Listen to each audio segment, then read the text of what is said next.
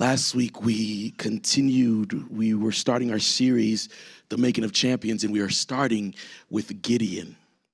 I thought I was going to be able to finish in 1 week, but I'm going to ask for your permission to continue a little bit more on Gideon. We're in Judges chapter 6. We're going to pick up where we left off at verse 33. Judges 6, verse 33. The idea is that each and every one of us has been called by God to do something great. I think we've heard that before, but I want to add a layer to that, is that we have actually been called to be great. Not to just do great things, but to be great people. That God has called us to be champions in our world. One of the ways that I think we do that, last week we talked about complying with God, that the first step into God making us into who he intended us to be before we were born is when we comply with him, when we comply our lives with him. When you're a child, the first step of instruction or training starts with compliance. They don't ask why, they just do. And then around age 2, there's a boost and burst of hormone that makes them start this crazy thing called why, mommy? Right? Or why, daddy? Why? Before all they're asked to do is do this, and they do it. And if they don't do it, you make them comply. So the first stage of development for human beings is to learn how to comply. And it's the first stage of development for spiritual growth. If I do not first comply, I will never learn how to rely. The first step to spiritual growth is to learn to comply with God. Sometimes you're not going to know why he's asked you to do something or what he's doing in your life, but you just have to comply. And as you comply, you learn that there's a reason behind his madness. And then he invites you to rely on him. And that's where the growth begins, as I start exercising my faith for God, to rely on his greatness. Judges chapter 6, verse 33. Now, all the Midianites, Amalekites, and other eastern peoples joined forces and crossed over the Jordan and camped in the valley of Jezreel. You remember last time when we talked, Gideon had just sacrificed his father's second bull and had confronted the false worship that was happening in his home. And by doing so, had raised havoc and chaos because people were going, how can you do this to Baal? They were standing up for the false god. No one had stood up for the true God. And then they had said to Gideon, come out, we have to deal with you. His father Joash came out and said some wise words. If Baal really is a god, can't he defend himself? And so his son Gideon was spared because of the fact that the challenge went not to the people, but to the god Baal. And so Gideon got a new name, Jerubbaal, because he contended against Baal. And then the next thing we see is right, because that's how life actually works, right?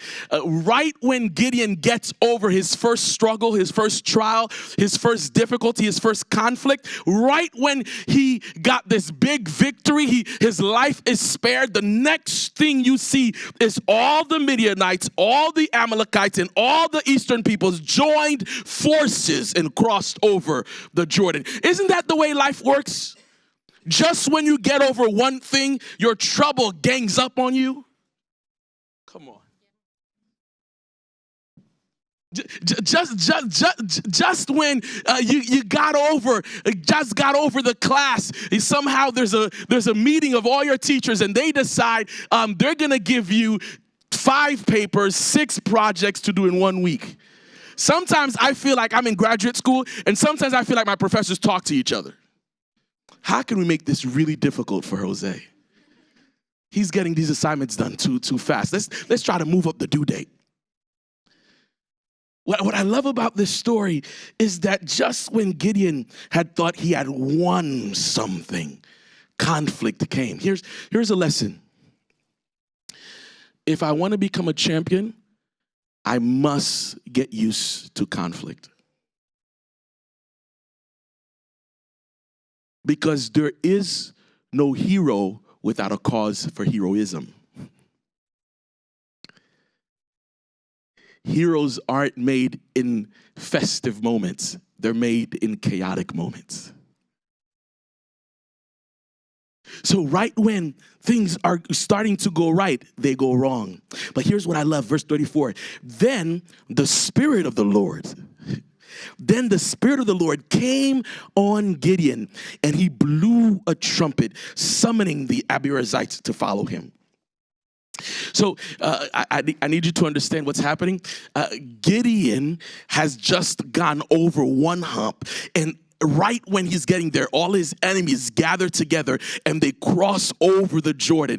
And as his enemies are getting together, God's Spirit comes on Gideon. I need you to notice a couple of things. Gideon doesn't actually go to God or pray for God's Spirit. God's Spirit just steps in. It's okay. It's all right. I've decided I'm going to get excited by myself. It's okay. Don't worry. I'm all good right here. The beautiful thing about God is that he doesn't wait to move in your life. He moves the minute the enemy makes a move.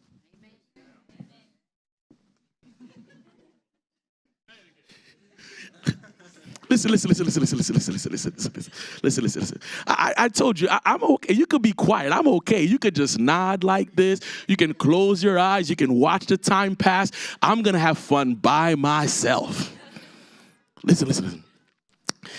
All the enemies got together and they summoned everyone to come together. And all of a sudden, they thought, by our forces, we're going to prove that Gideon is outnumbered. Remember, this whole time, God's only been connecting with just Gideon. And then, through Gideon, connected with his family. And now Gideon is about to bring his entire tribe over. But how does he do that? Not by his own strength or his own power.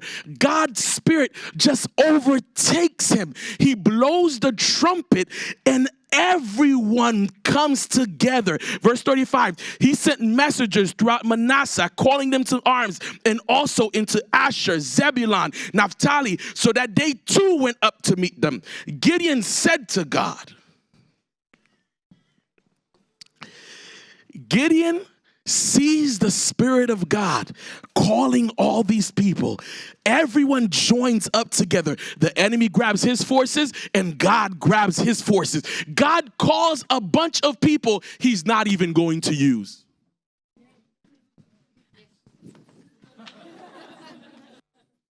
Okay, let me try to say it another time. Sometimes God is just showing off so you can learn how to rely on him. There are things God does not need to do.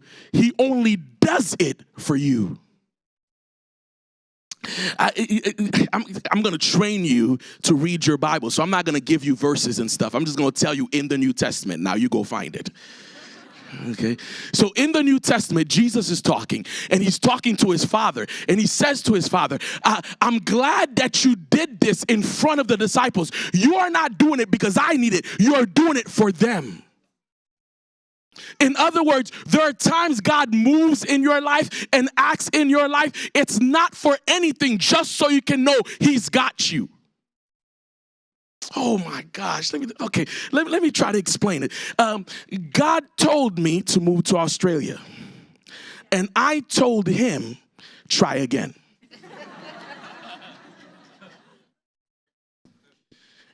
Every single time God would work in my life and do things that would show, look, I'm the one calling you. I'm the one sending you here. I'm the one bringing you. I would put an excuse in front of my face as to why I should not come. Can I be real?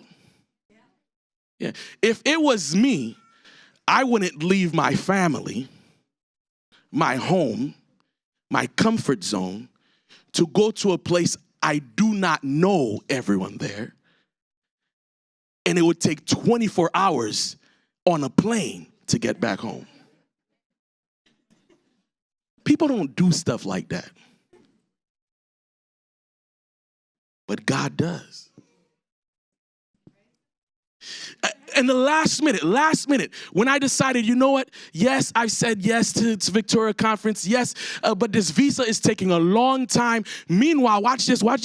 Just so, this is what I'm telling you. God does things. He will give you opportunities so you can know he's the one doing it. But he's showing it off because he's not even going to use the stuff.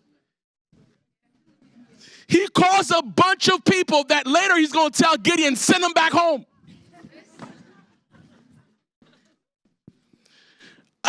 I'm getting antsy. I'm going, man, the visa's there. My church is happening. Meanwhile, the church that I was pastoring, there's building projects. There's all sorts of things that are going on. There's also things that are happening.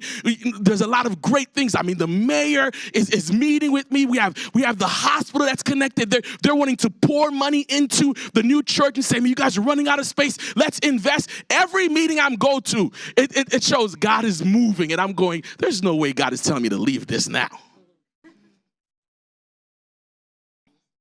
There's no way. Meanwhile, I get a call from Colorado Conference. I get a call from the Florida Conference. I get a call from the Potomac Conference. Now, for those of you who are not in North America, these are what we call dream spots for pastors. Okay? These are places people pray for. And I remember the day Florida Conference had said to me, if Australia doesn't give you a visa, you have a job. And I remember the day I was supposed to decide and say to them, you know what? I think I'm just going to come to Florida. It looks good. Everything is set. Now I want to show you when God does stuff just to show off, so he can show you that he'll take care of you. Florida offers me a job. My wife gets a call, and she gets offered a job. Making way more money than I would make.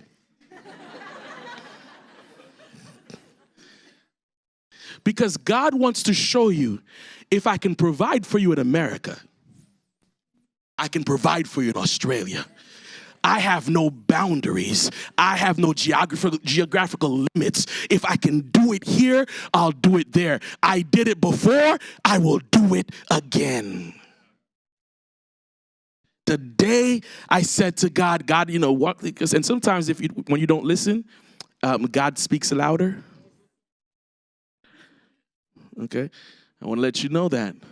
Okay, God might be talking soft to you now, and you don't want to listen. He'll speak in a louder term. I remember a week before when I'm going, maybe I shouldn't go. When I should go, I break my toes, my two toes. And the way I break them is what I call ridiculous, because I run into a wall.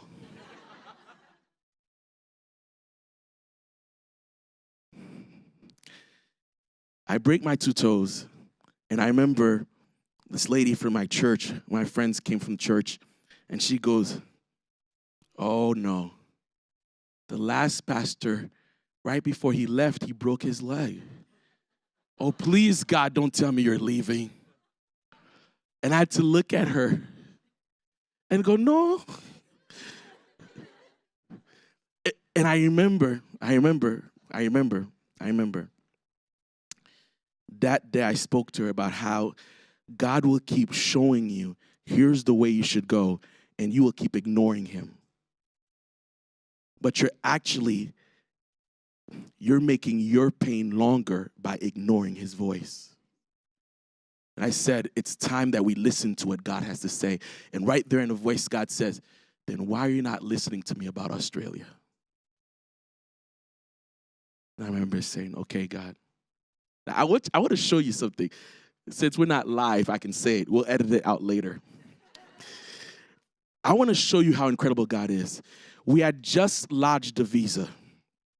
We had submitted the application. It takes 59 days minimum for an answer to be given. Can I tell you about God?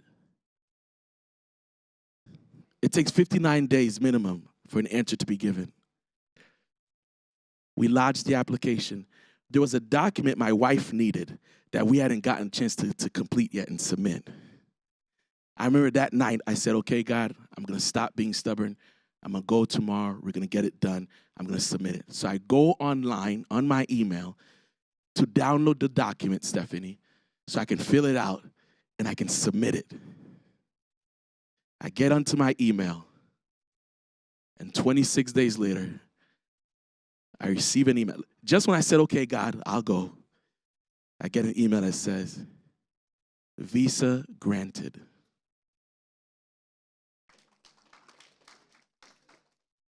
The documents that I need are still in my hands.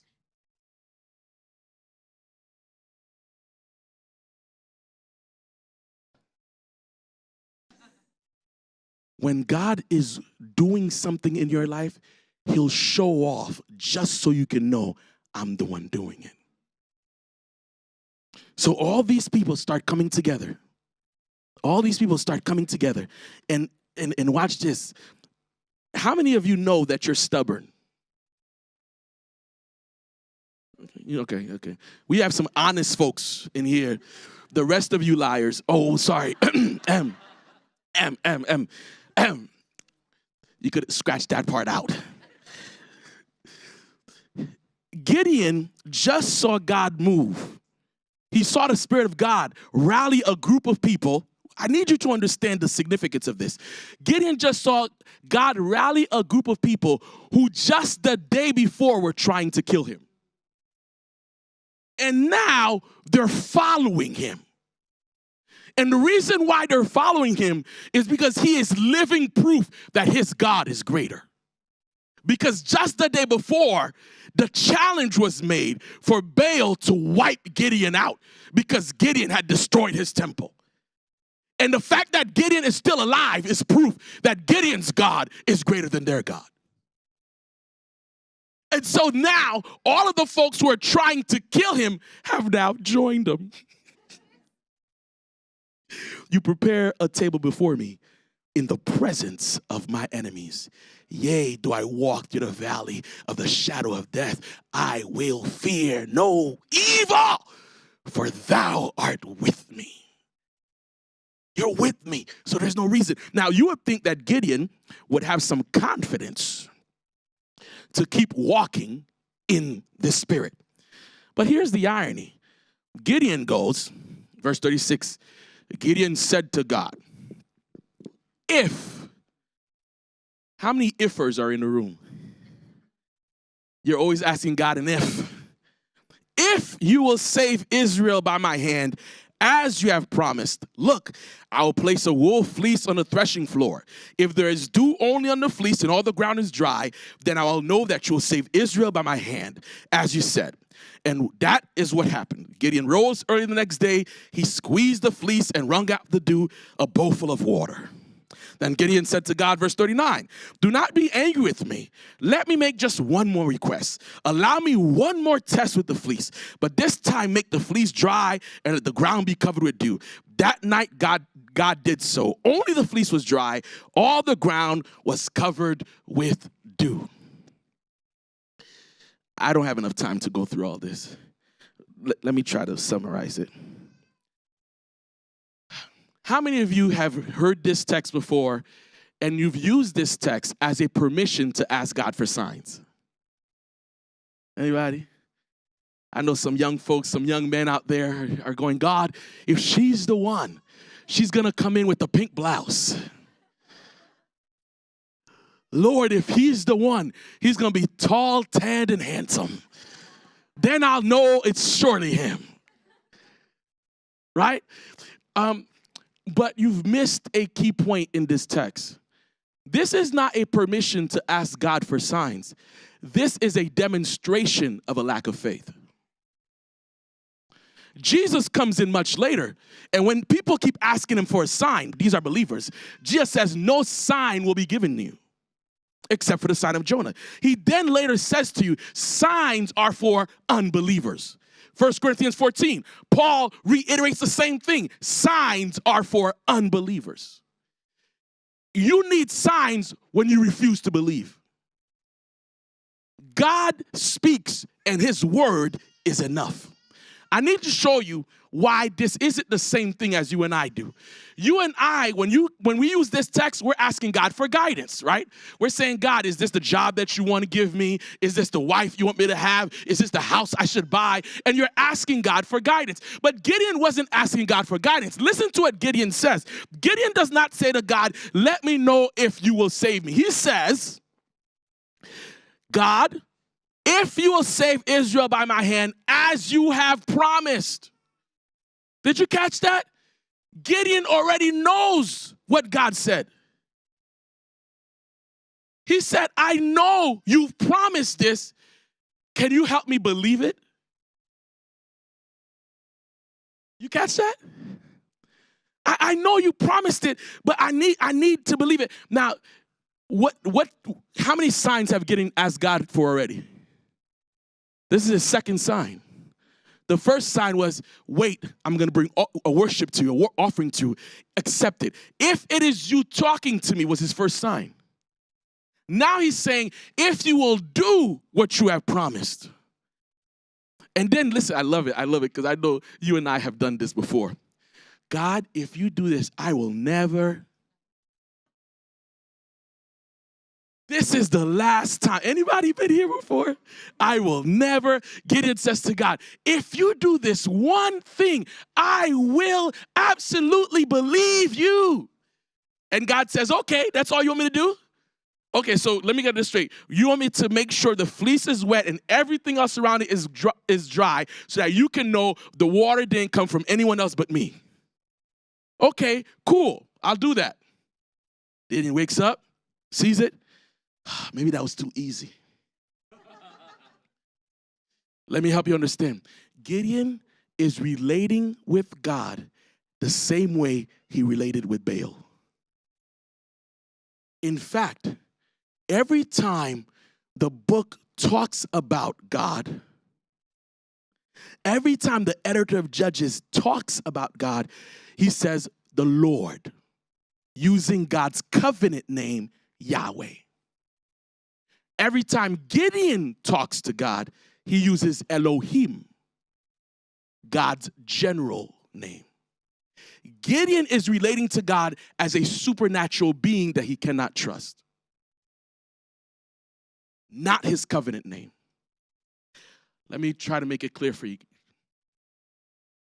In our relationship with God, there are those of us, we are living off our parents' faith. God isn't our God yet. God is the God we've heard about. Do you remember when you first encountered Gideon and God said, I'm with you? Gideon said, where are all the stories we heard? Gideon has not taken on God for himself. He's living off the faith of others. And so he's trying God out instead of relying on God. And I would say that there are a lot of us, we're trying God, but we haven't relied on God. To try God is to wonder if he'll come through. To rely on God is to know he will come through. He's been trying God out. And so when God does it, he tries again. And this time he says, why don't you do the opposite? And here's how I know Gideon doesn't know the God of Israel. Because in verse 39, he's talking to God as if he was Baal. Do not be angry with me. Wait. You mean the God who let you complain about him, even though you're the one in the wrong, Gideon? You're worried that he'll be angry? The God who accepted a worship that wasn't even proper from you, you think he's going to get angry? The God who met you at your false temple under your father's house, who met you in the false worship, that God, you think he's going to get angry because you're trying him out for one more time? Bros, how many of us have an idea of God that no matter how many times God tries, we keep that same idea? To Gideon, God's going to get angry because he's asking him one more question. Yet God has proven that he's incredibly gracious, incredibly loving, and incredibly merciful. There are those of us in our own lives right now, in your life right now, you know that if it were up to you, if you were God, you would wipe you out. Be honest. And sometimes you think you are God. And you put on yourself something God has not put on you. You place a judgment on your own life. And you put a hindrance in your relationship with God based on what you think of you, not based on what God thinks of you. I love that God still listens to him, still hears him, and he makes exactly what Gideon asked, he gives it to him. Judges 7, verse 1. I got to finish this today. I got to finish it. We're good. Early in the morning, Jerubbaal, that is Gideon, and all his men camped at the spring of Harod. The camp of Midian was north of them in the valley near the hill of Moreh. The Lord said to Gideon, you have too many men. I cannot deliver Midian into their hands, or Israel would boast against me. My own strength has saved me. Now announce to the army, anyone who trembles with fear may turn back and leave Mount Gilead. So 22,000 men left, while 10,000 remained. Okay. I'm hoping you grasp this. God called all those folks through the Spirit of the Lord, and then says to Gideon, you know, even though you have 30,000 and the rest of the armies have 135,000, you have too much people because you will believe that you did it. Even though your enemies have 135,000 and you only have 30,000, I know the human heart and how fickle it is. I know in your mind, you will believe you did it. Let me put it another way. There are folks in this room who think, here's the crazy thing, they think that your job takes care of you.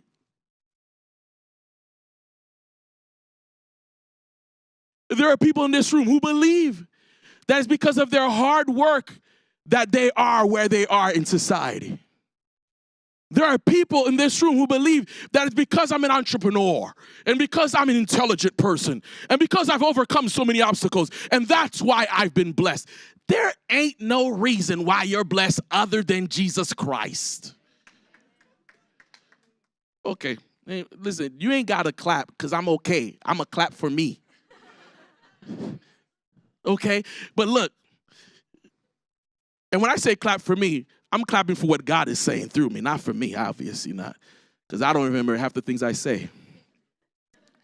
Listen, you and I are so fickle that we'll be going through situations and circumstances where we know we need God's help, and the minute we get out of it, we think, I'm so glad Tony came and helped out. I'm so glad, man. If it wasn't for Debbie, I would have never made it through. Or thank God my mommy called. Before the crisis, we know only God can do it. After the crisis, we try to explain why we got through it. You will not become who God intended you to be if you are not 100% dependent on God making you who you're meant to be. If you in any way, shape, or form believe that your degree or your status or your ethnicity or the fact that you live in Australia will get you to where you need to be, you are completely gone from what God desires, God wants to do. God is the one that made you born in Australia. God is the one that gave you the parents that you know, he handpicked your parents. And he handpicked where you don't believe me? All right, I'm going to give you homework. Just go read Acts chapter 17 to Acts 19. You see, at least this time I gave you 2 chapters. Acts 17 to Acts 19. Paul says that the era in which you were born in and the places that you lived was handpicked by God before you were born so that you can become the champion he destined you to be. Isn't that amazing? You moved from Poland, Isa, to Australia because it was written by God that that's how you're going to get close to me. If Jose Saint Phard said no to Australia, he will cease to be the Jose Saint Phard God had in mind before he was born.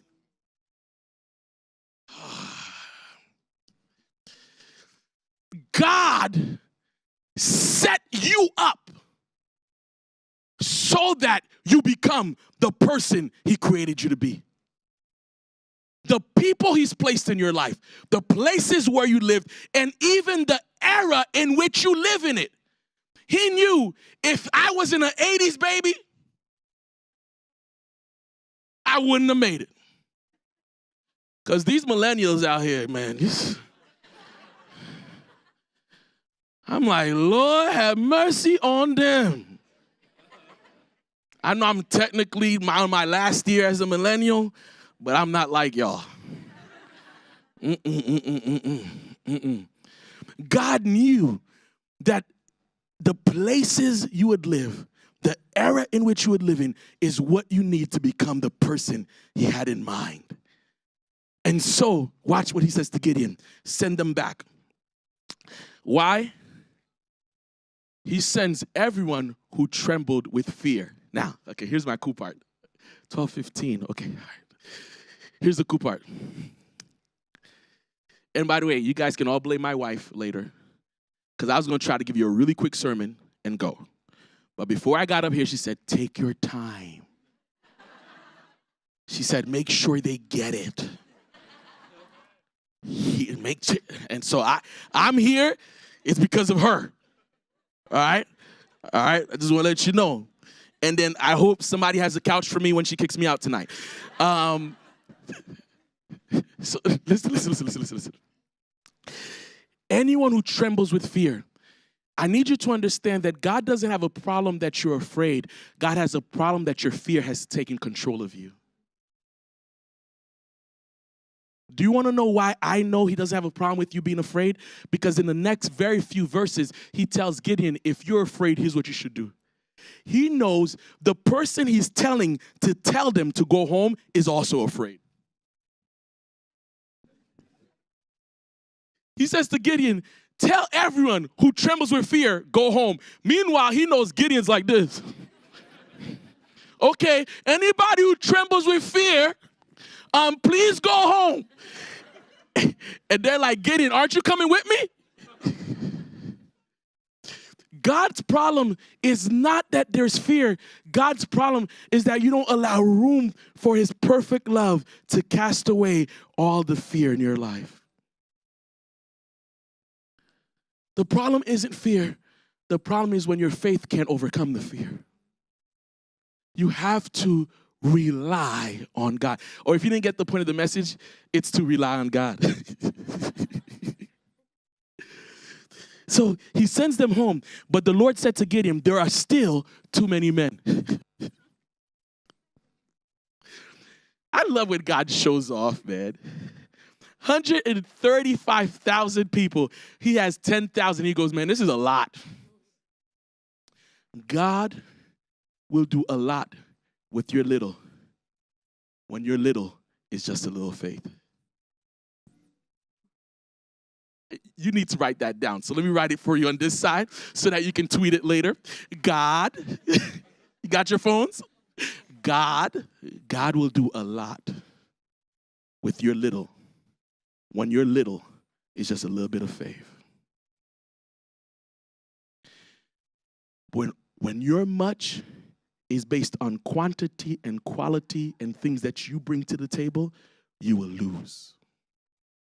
You are only made a champion when your strength is in God. He goes, you're too many men. Take them down to the water. I love God when he gives you tests that don't make sense. Take them down to the water, and I will thin them out for you there. I love that. I'll take care of it, Gideon. If I say this one shall go with you, he shall go. But if I say this one shall not go with you, he shall not go. Let me take a little pause, a little commercial break to say to you this one thing. You want to become a champion for God, but you want to have the people you want around you. You're not going to become who God designed you to be unless you're around the people God designed you to be with. Okay, let me put it another way. My mother used to say to me, tell me who your friends are, and I'll tell you who you are. Is that a saying in Australia? I think that's universal. Who you're around will make up who you become. Isn't it interesting? Every time God has a mission for someone, he will tell them who to leave. Abraham, leave your father's house. And the funny thing is, a lot of these guys don't leave. I mean, there's some married men who haven't left. This isn't a marriage sermon. That's next February. But I'll give you, there's a reason why God says leave your mother and father and cling on to your wife. The reason why is because you'll never cling on to your wife when you're still depending on mommy and daddy. The reason why is because clinging on to your wife means she becomes the only source of your strength outside of the relationship you had before. This isn't about where you live, if I still live with mom and dad. It's who do you have allegiance to. There are people who struggle in marriage because their allegiance is with the family they left instead of the family they have. Okay, I know that was too much for you. I'll wait till February. We'll get there later. He tells him, leave. He says, whoever I tell you to leave, let them go. So Gideon took the men down to the water. There the Lord told him, separate those who lap the water with their tongues as a dog laps from those who kneel down to drink. 300 of them drank from cupped hands, lapping like dogs. All the rest got down on their knees to drink. The Lord said to Gideon, with the 300 men that lapped, I will save you and give the Midianites into your hands. Let all the others go home. So Gideon sent the rest of the Israelites home, but kept the 300 who took over the provisions and trumpets of the others.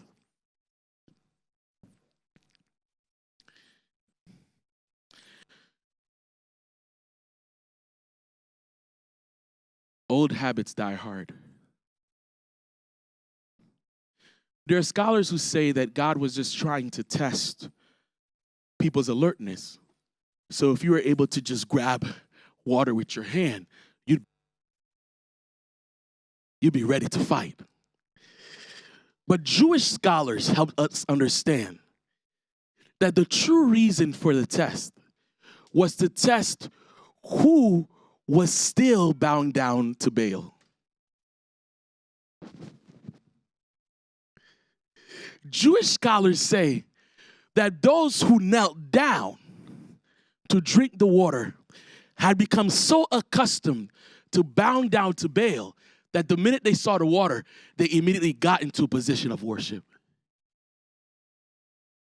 And the 300 who had stayed up were those who had not knelt down to Baal. You can't fight for one God while you're worshiping another. That's a really good one. That's a really, really good one. You can't fight for one God while you're worshiping another. You can't serve both God and money.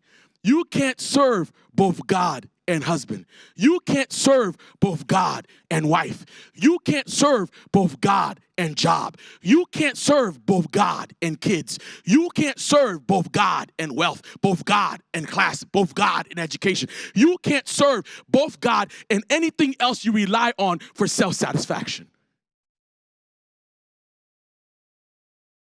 The 300 were the only ones, Jewish scholars said the 300 were the only ones who had not bowed down to Baal. So they were ready and alert, but the others immediately got into a position that they were used to getting into. I need you to understand that whatever habit is in your life, it will leak. It will leak into other areas in your life when you don't even recognize it. And so if you want to become a champion, now's the time to let some things go. If you want God to help you become who you're meant to be, then you have to be committed to who God has destined you to be. And some of us, the problem isn't others, the problem is me. I'm not yet committed to God's dream for my life. And the minute I get committed to God's dream for my life, I'll let go of all the other gods I rely on. They all got sent home.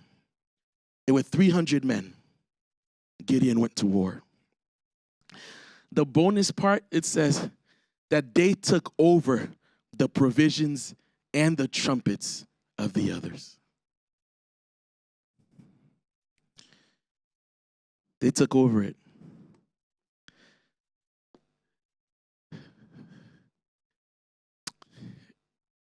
When you're faithful to God, God not only gives you what you need, but he gives you surplus. God's faithfulness in your life.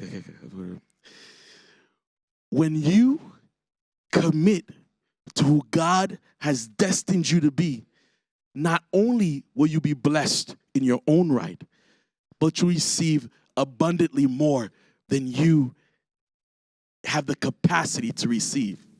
Okay. Pastor Jose, what are you talking about? Let me help you understand. In the war, because we're not going to get to it, but I'll tell you, in the war, the way they actually win the war is that Gideon hears from God, hey, Gideon, if you're afraid, go down to the camp right now. Take the servant Purah with you. Take your servant Purah with you. I love it, because God tells you who to leave, but he also tells you who to take with you. Take your servant Purah with you. And they go down. They run down to the camp. And when they run down to the camp, Gideon runs down to the camp. At the same time, two people just woke up from the sleep. And they're telling each other this dream that they had. And one guy says, I saw a big piece of rolling bread just rolling, tumbling down the hill. And it killed everybody and wiped out the entire camp. It was horrible. It was horrible. It was crazy. I can't believe it. And the guy says, oh man, this is none other than Gideon. When the enemy knows your name. Oh man. This is none other than Gideon. God has given us into his hands. Gideon didn't believe God the first time. Gideon didn't believe God the second time. Gideon didn't believe God the third time. But the minute he heard it from the mouth of his enemies, he believed. Christians, here's a place of caution. We live for the affirmation of others when we should simply live on what God has said about us. I hope you know that while Gideon's in the Hall of Faith and he does become a champion, Gideon's story doesn't end that well. Because his dependence on the tangible actually affects the rest of his life.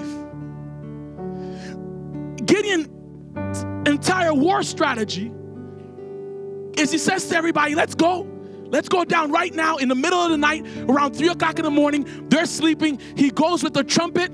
They have a trumpet in one hand and a jar in another hand. You remember the guys, they had 300 and they had to pick up the trumpets and jars of the other? They didn't have enough hands to carry the blessing.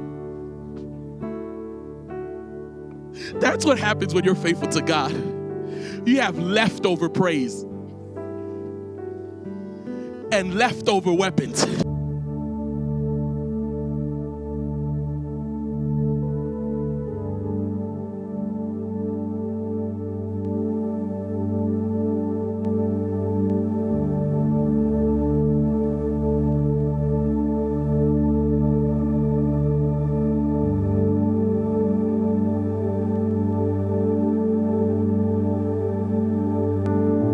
Himself to it. Why? Because his reliance was on what the enemy had said. The enemy said, God has given the Midianite army into his hands. And although God had told them 5 times, I'm going to do this, it's when the enemy said it, he heard it. Guys, when we become champions, because that's what we're going to be, Burwood Church will be a church of champions. And here's what I mean by champions. It's not strong people, fighters, army. Listen, we will become champions for the poor in Burwood. We will become champions for those who can't fight for each other. We will become champions for those who are left out in this community. We will become a church who are championing the cause of God throughout the city of Melbourne. I believe this church will become a group of people who understand that God is really ready and willing to do great through them. My dream is not when the church is packed, it's when the city is full. The church is packed. That's the first step. But when we as champions walk back into the city and start blowing the trumpet for God and fighting wars for Christ, and that the enemy does not have room in this city anymore to do chaos, that's when we've won. That's what I believe. And my prayer when we get champions is that we don't ever try to take away from God what is his. Not for the Lord and for Burwood, just for the Lord. Not for the Lord and for Jose, just for the Lord. Because Gideon put his own desire for affirmation. Gideon's story ends where at the end of the war, he wins the first battle, and the next battle he fights for revenge. You don't hear conversation with God anymore. And then at the end, they say to Gideon, look at you, we're going to make you the ruler. Gideon says, no, I won't rule you. My kids won't rule you. The only thing I want is give me all your earrings, give me all your jewelry. And he makes an idol for worship. He actually ends up where he started. But you know what the amazing part of this story is? God still went on the journey with him.